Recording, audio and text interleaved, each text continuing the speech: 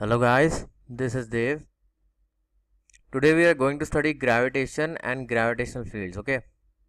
So, what is gravitation? First of all, gravitation was conceived by Isaac Newton originally, and Albert Einstein gave another interpretation of gravity which was wholly different from the one which Newton gave.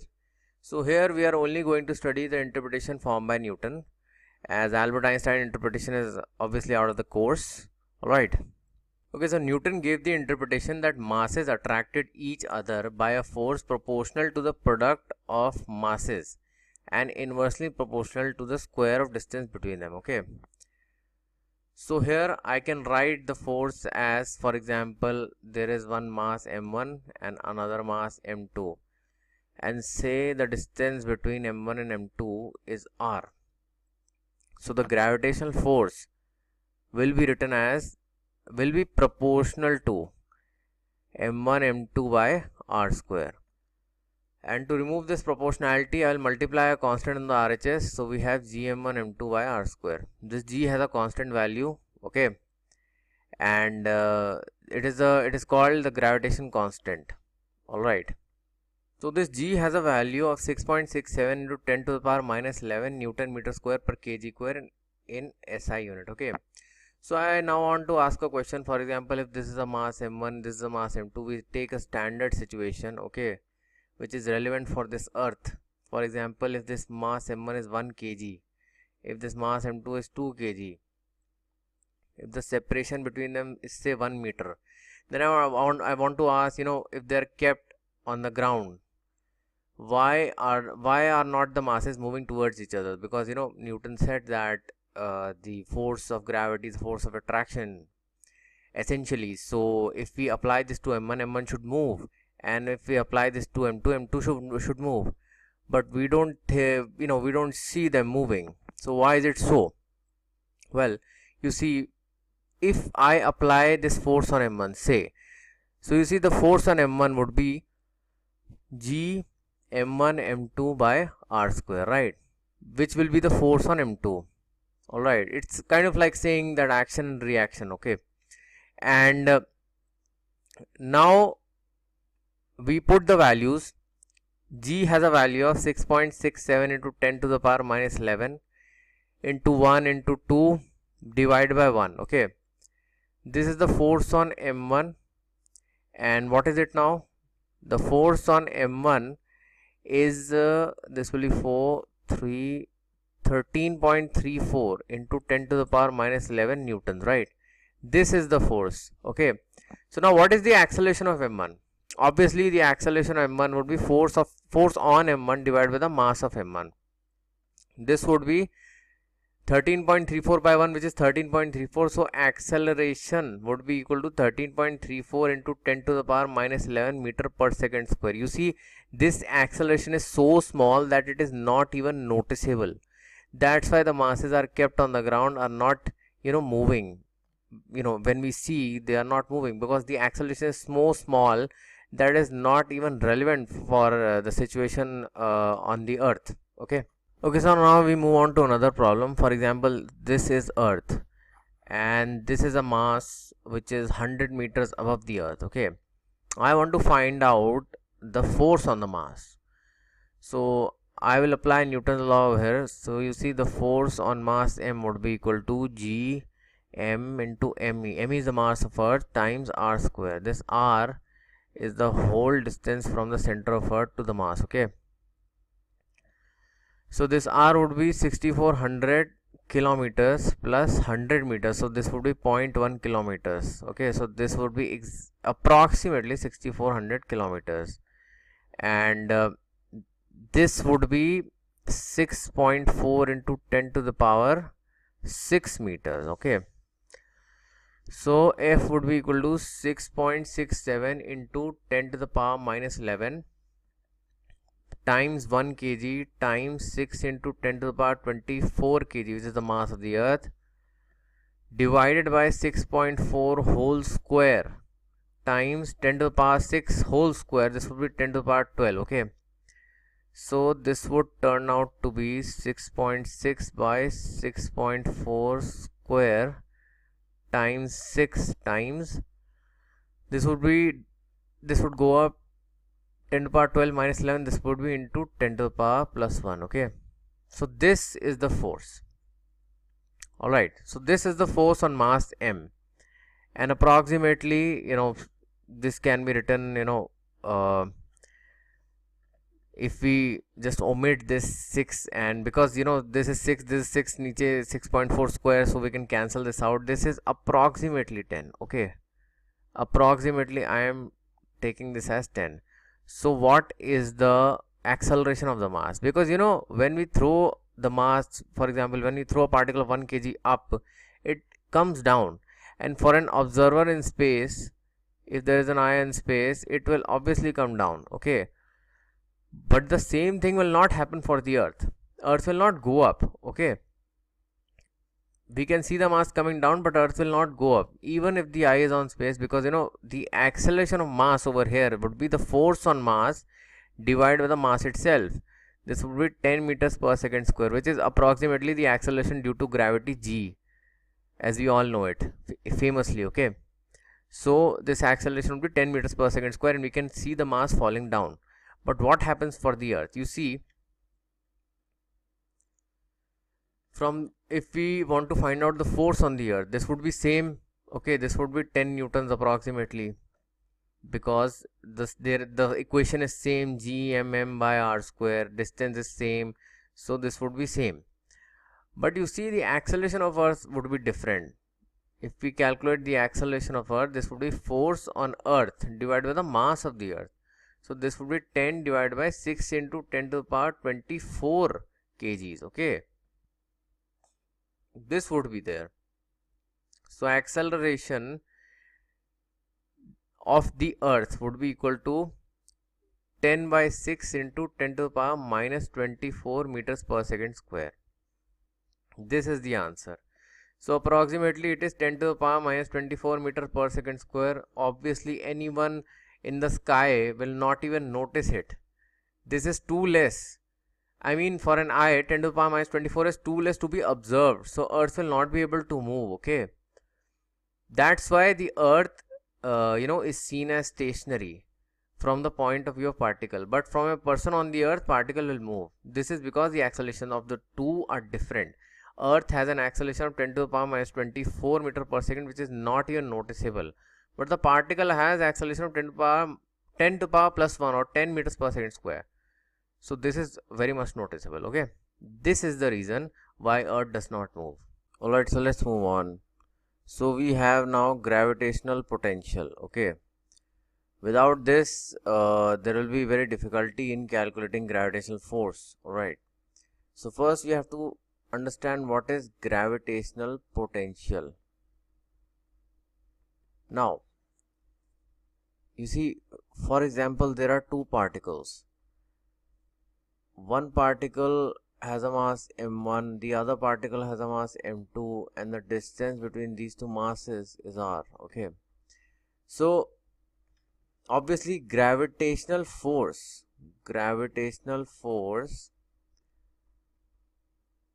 is always attractive. Okay, you should remember this, gravitational force is always attractive. So force on this mass m1 would be in the direction of m2. Okay, let us say this is a f1, and force on m2 would be in the direction of m1, because m1 is pulling m2 and m1 is being pulled by m2. Okay, so gravitational force is also always attractive. So now what I do is, I take this mass m2 and I take it to a very far place. Let us say infinity. Okay, let us say infinity. So what m2 has done, you see, m2 is doing work against force, because if I take m2 over here, mass m1 would still be pulling m2. Okay, so when I am taking m2 over the other side, m2 is actually doing work against the force being applied by mass m1. Okay, so in this case, you see, when m2 does work against the force, then potential is generated. Okay, so this is the gravitational force, gravitational potential actually. Obviously this is the work done by the gravitational force in bringing a mass m2 from infinity to r. Alright, and when m2 does the work against the gravitational force, then potential is generated, and the potential here will be negative because m2 is going in opposite direction to the force. So obviously the work done is force dot displacement, and when dot product, since this is 180 degrees, so dot product will be minus because cos 180 is minus 1, so potential will be negative. Alright, but when, for example, if I bring m2 from infinity to this point, then the force due to m1 has done a positive work because the displacement of m2 is in the direction of the force, then the potential will be positive. Okay, so this is the case, and it is similar to the case when when you throw a particle up. You see, when you throw a particle up, what it is doing is it is doing work against the gravitational force. This is mg and this is going up with the velocity v. Actually this is doing a work against the gravity, and then potential is generated at some height, okay, h. Then kinetic energy is reduced and potential energy is gained, and it is called mgh. Okay, so this is the case.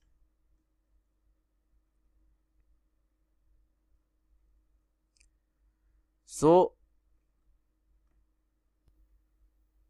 alright, so let us take a situation. For example, if this is a mass m1, okay, and this is a mass m2. Now initial distance between them, say, is r1. Now I take m2 from r1 to say r2. Okay, so I want to find out how much potential has been generated when m2 is taken from r1 to r2.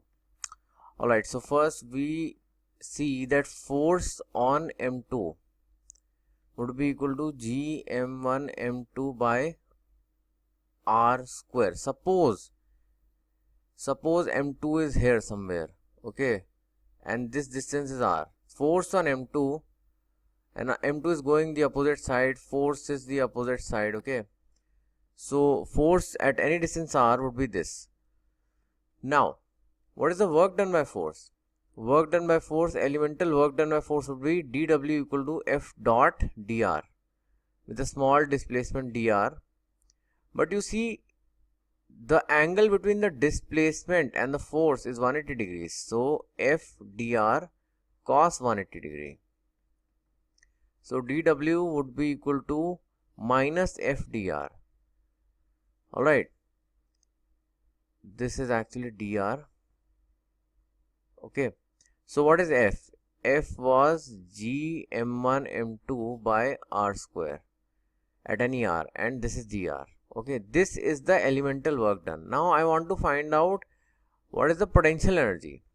You see, since force is conservative, and we know that the change in kinetic energy gives the work done, and when the force is conservative, change in kinetic energy is negative change in potential energy. Okay, so du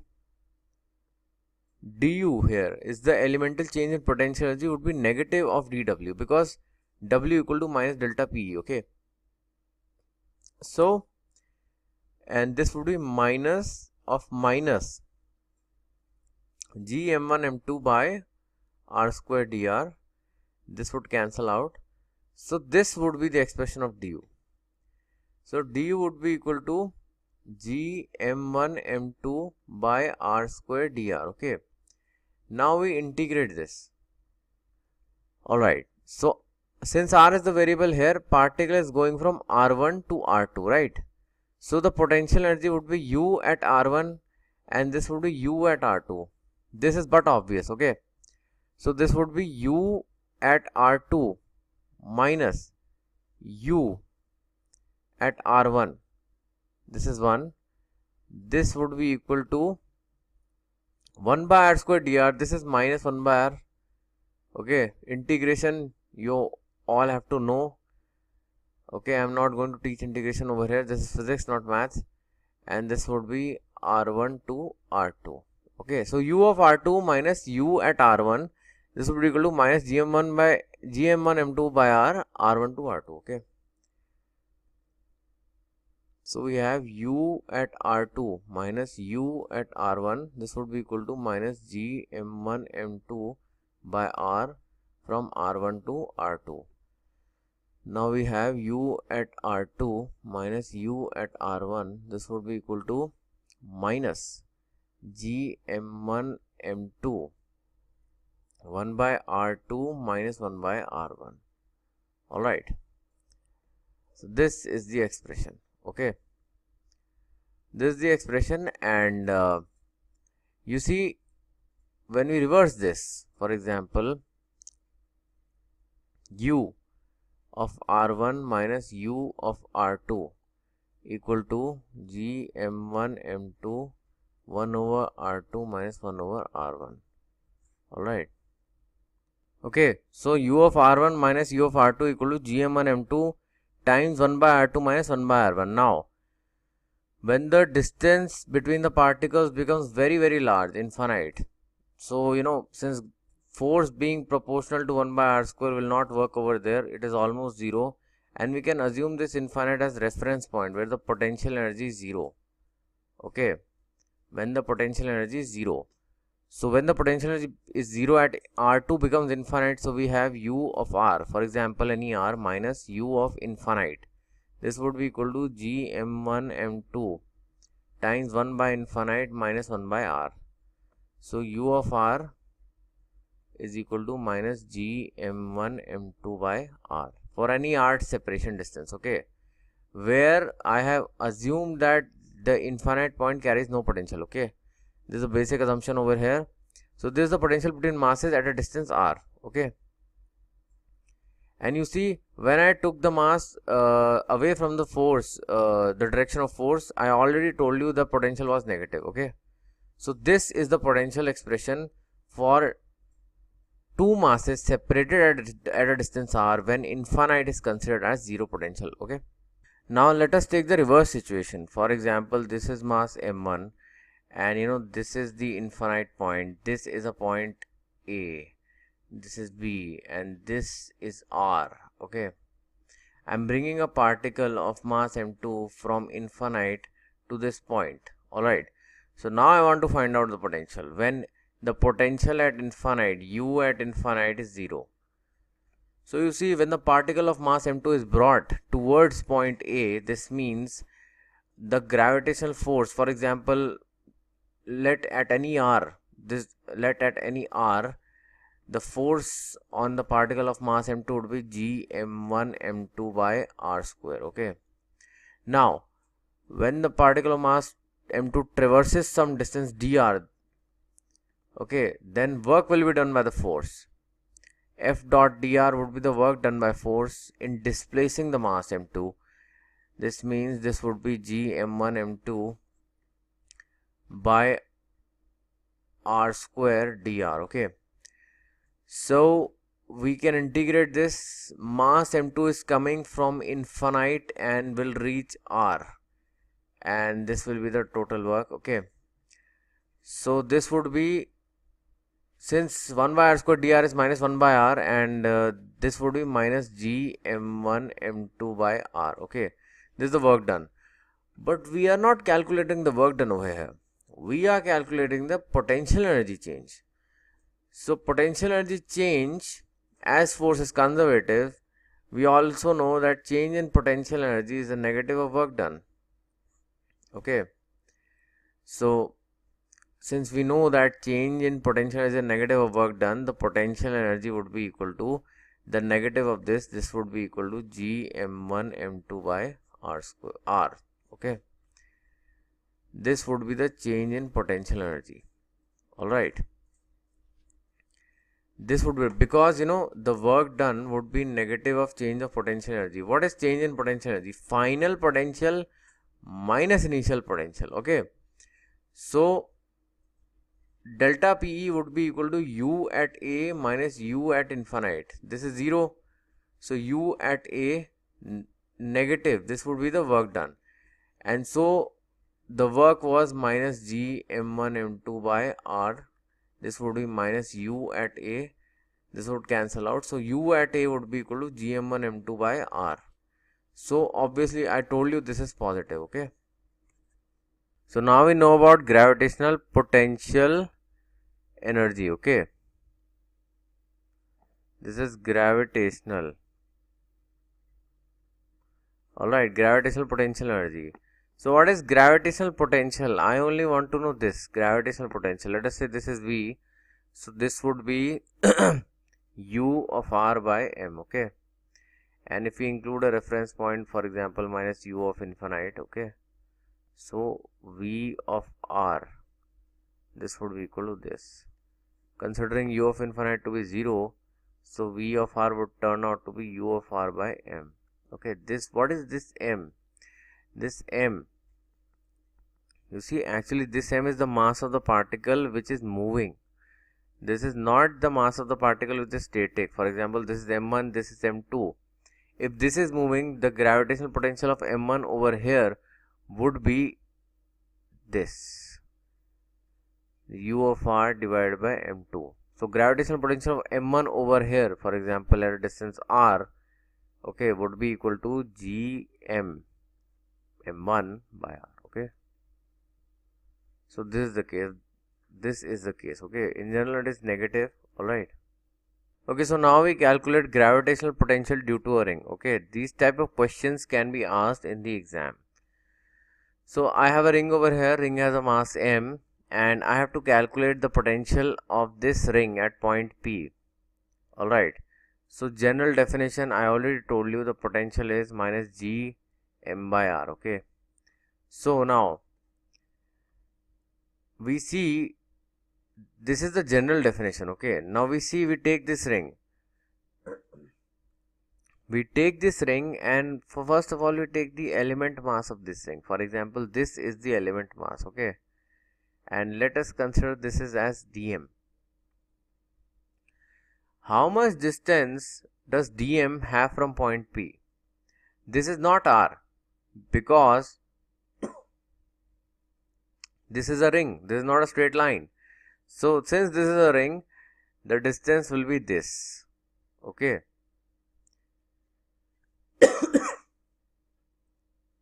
And according to Pythagoras theorem, this distance, if assumed as z, this would be equal to under root of r square plus r square. This is the distance. So for a element potential dv, we have minus g times dm by z. Okay. So this would be dv equal to minus g dm by what was z? Root r square plus r square. Okay. Now we can integrate this whole. Alright. So what is dm? If I take dm to be dependent on the perimeter, since this is a ring, okay, dm can be dependent on perimeter, so this would be equal to m by 2 pi r times r d theta, right? I already told you in a ring, since for example this is the mass dm, it has a length of ds and this is d theta, this is r. So ds would be equal to d theta, right? So dm would be equal to m by the whole perimeter 2 pi r times ds. ds would be equal to r d theta. Okay. So this would get cancelled out and the integration would now be converted into the whole angular integration. So v would be equal to gm by 2 pi root under r square plus r square d theta, and we integrate now d theta from 0 to 2 pi because this is a whole ring. Okay.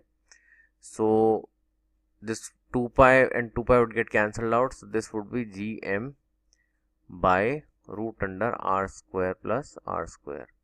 Alright. This is the potential. Okay. And this would be minus. Yeah. Alright. Now in the same question, if I ask you what is the gravitational force at point P, this is not the potential now, this is the force.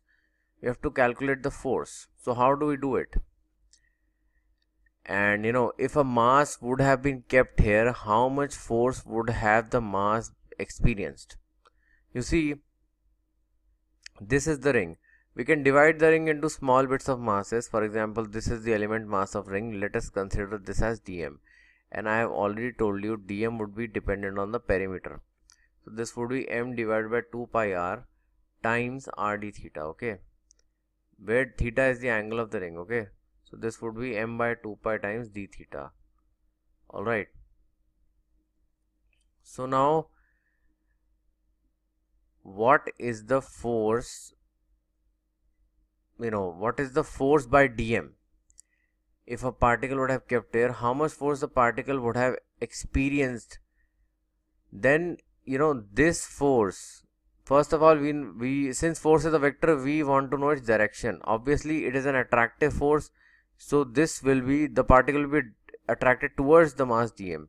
So this force will be like this, okay? So what is the force now? You see, F equal to minus G dm by r square. For example, if I keep a mass, for example, m2, so this would be G dm m2 by r square, okay? This is the force. Another mass if I take here, this would be the same element mass. Since this is infinitesimal, infinitesimals would be same. So how much force would m2 experience due to this mass? This force would be the same, equal to minus G dm by r square. Sorry, this would be z. Yeah, this is z, okay? This is r by z square, okay, into m2. So this is, since these forces are same, you can see there is no change in value over here. This is because z is same. Z over here would be r square plus r square, the root, and here also the same. So every particle of the ring would attract the mass m2 with the same force. So we need to resolve this force now.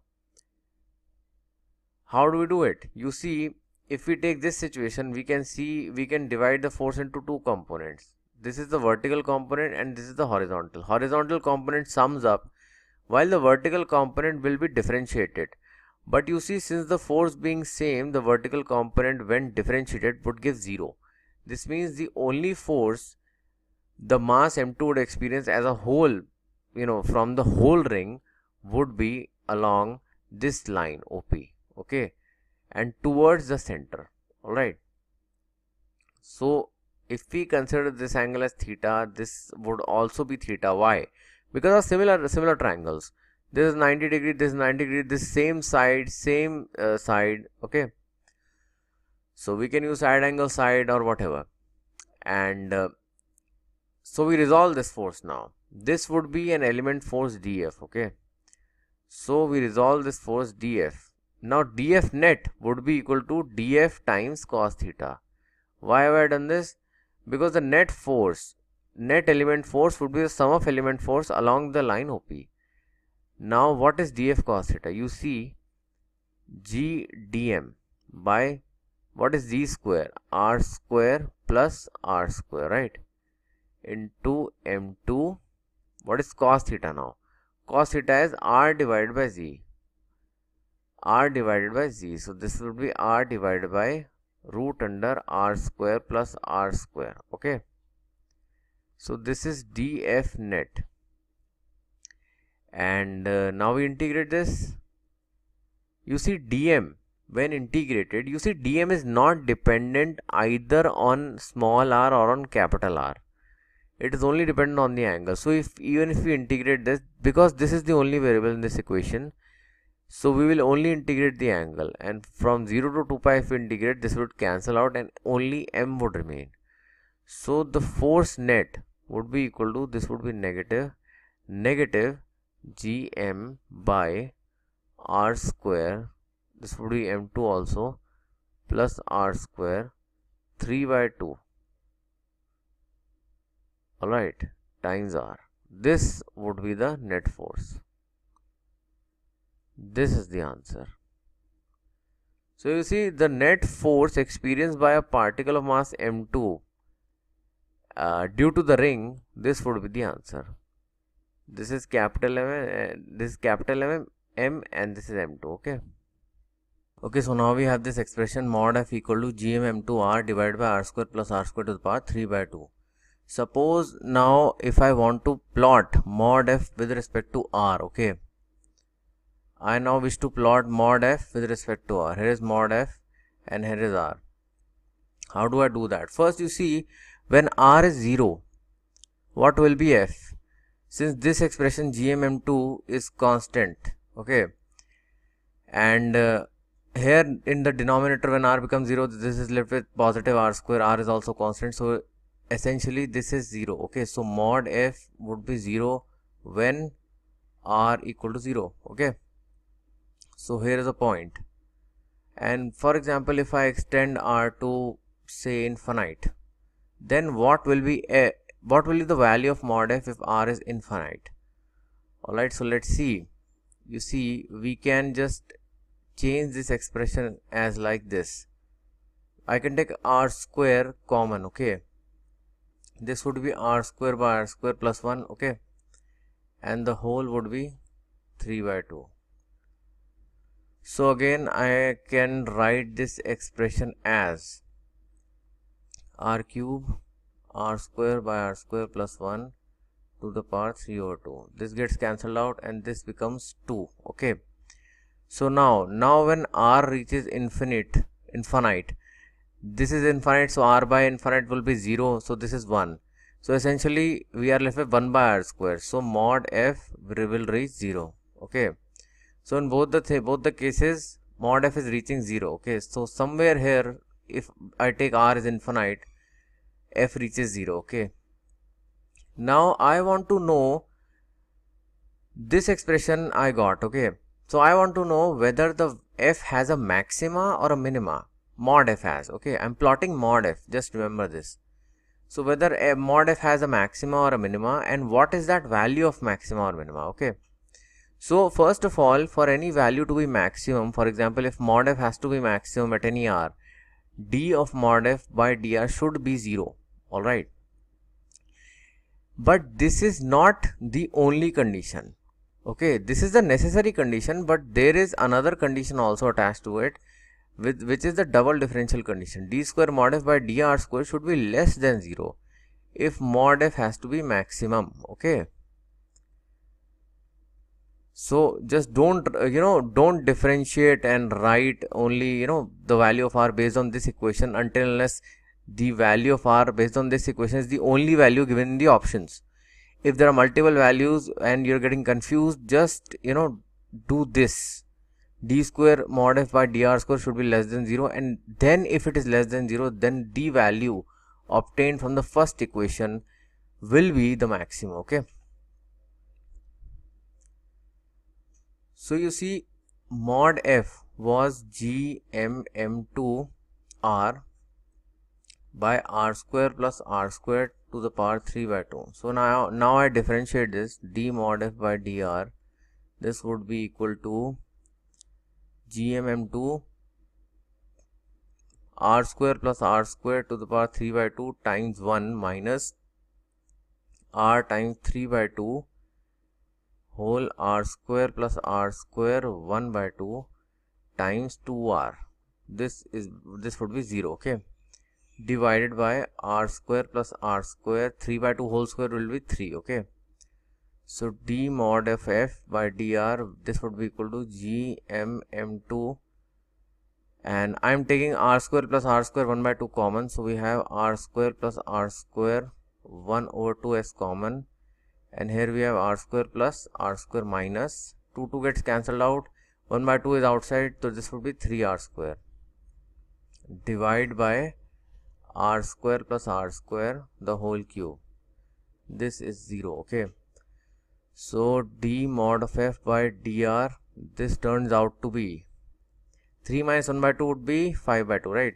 So gmm2 times r square minus 2r square divided by small r square plus capital R square to the power 5 by 2.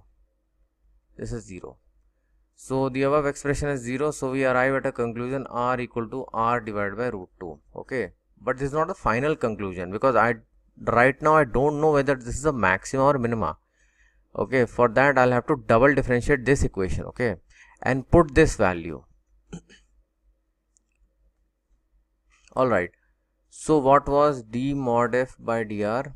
It was gmm2 times r square minus 2r square divided by r square plus r square to the power 5 over 2. I am now again differentiating this. So we have d square mod of f by dr square. This would be gmm2, and this would be r square plus r square to the power 5 by 2. Okay. Times minus 4r, because I am differentiating this. Now I'll differentiate this.